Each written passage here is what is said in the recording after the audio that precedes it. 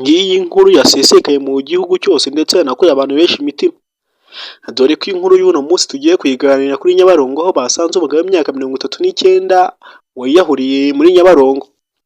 Uyu mugabo ngo ni nyuma y'uko yari atonganye n'umugore wiwe bashakanye ngo ndetse batari kumvikana, uyu mugabo ngo ahita afata umwanzuro wo kujya kwiroha muri Nyabarongo, irangije iramuhitana. Ngo yatoraguye muri Nyabarongo nyuma y'uko yari amaze gutongana n'umugore we.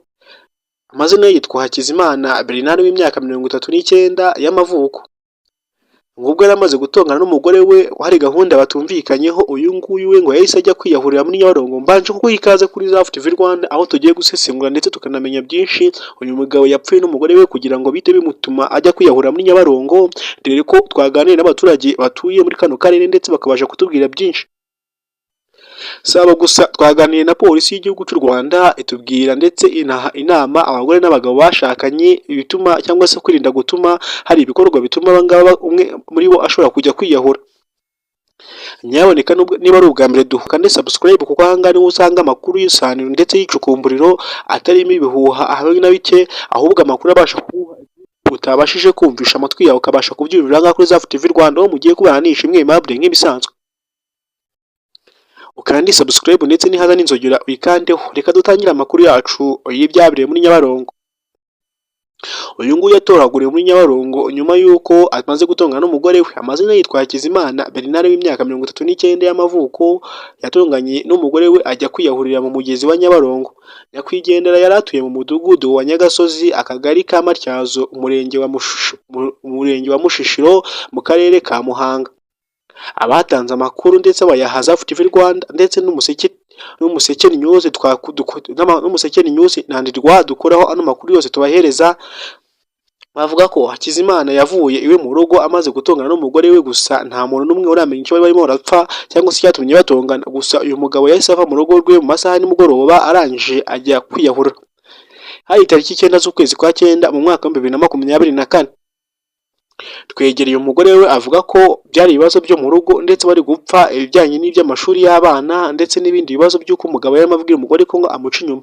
Umugore ngagerageza kumubwira ko atamuca inyuma, ariko ibingibi ngo byaje kwanga kumvikana, ngo umugabo ngo yari yarakaye cyane ndetse abwira umugabo we ko umugore we ko afite amakuru ngo yabamuhaye ko umugore amuca inyuma ndetse ngamwereka n'amafoto. Gusa ngo umugore avuga ko atari byo kuko byari birimo birahimbwa n'abashakaga kubateranya.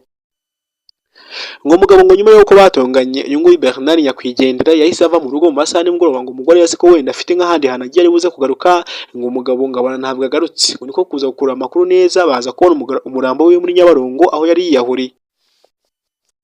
Inkuru zakomeje kugenda zivugwa, bivuga ko ngo n'urundi runo rugo basanzwe batongana ndetse banapfa ibintu byinshi, ngo gusa nta muntu n'umwe ujya wijandika mu buzima bwabo kuko nta n'uwo ntabwo baba bazi icyo bapfa. Gusa iyo bari kumvira hirya nk'abaturanyi baba bumva abangaba batongana.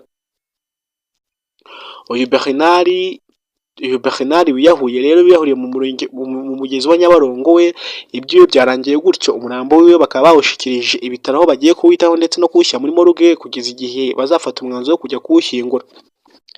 Iyi nkuru ngugejejeho ndayikesha umusekerwa ndetse Kigali Today ndetse na Zaf TV Rwanda and Zaf TV News. Ushobora no kudukurikirana ku mbuga nkoranyambaga zacu zigiye zitandukanye mu buryo bwo gusoma amakuru mu buryo bwanditse, Zaf TV Rwanda kuri Facebook, Zaf TV Rwanda kuri X Twitter, Zaf TV Rwanda kuri Instagram ndetse Zaf TV Rwanda no kuri YouTube na TikTok. Uyu muri kumwe n'ishimwe Aimable nk'ibisanzwe ukomeza kugenda ubagezaho amakuru. Ndagushimiye cyane we twabanye gura ku munota wa mbere kugeza kuri no munota. Bifurije ibihe byiza ndetse no guhirwa. Imana iguha amafaranga, ibyo kurya, ubuzima buzima ndetse n'ibyishimo mu muryango wawe. Ikintu nkuru nyisoreza ahangaha, tuze gusubira mu kandi kanya kare buze gusubira. Zaf TV Rwanda mu gihugu cy'u Rwanda, Kigali ndetse amajyepfo, amajyaruguru, iburengerazuba, iburasirazuba ndetse no mu bihugu by'abaturanyi Afurika, Aziya, Amerika ndetse na Oceania, hose tuba tuhabaye.